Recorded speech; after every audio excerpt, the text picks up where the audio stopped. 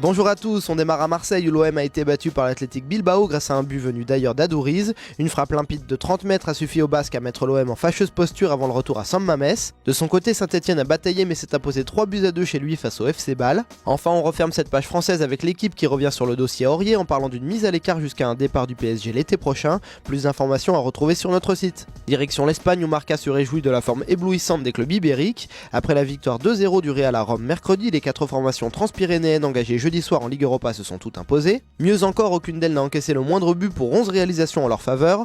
On notera notamment le carton de Valence 6-0 devant son public face au Rapid Vienne. Après avoir mis fin le week-end dernier à une série de 10 matchs sans victoire en Liga, Gary Neville semble avoir enfin trouvé la clé en Europe. On file en Angleterre où l'ambiance est plus à la gueule de bois ce vendredi matin. On retrouve un Louis van Gaal dépité et un Ryan Giggs hébété en une du Daily Mail.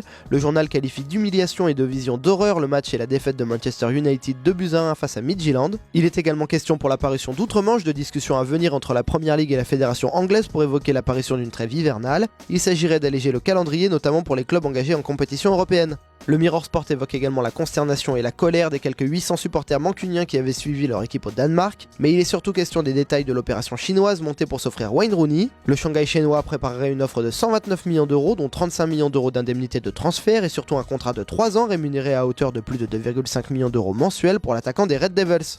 On clôt notre page britannique avec le Star Sport. Le tabloïd n'en revient pas non plus de la débâcle européenne de United face à une équipe qualifiée de quasi inconnue. Le rival Citizen se ferait également une place en couverture. Le départ de Yaya Touré serait quasiment acté et sa destination connue. Il s'agit des États-Unis où Orlando, les New York Red Bulls mais aussi le New York City FC seraient prêts à l'accueillir.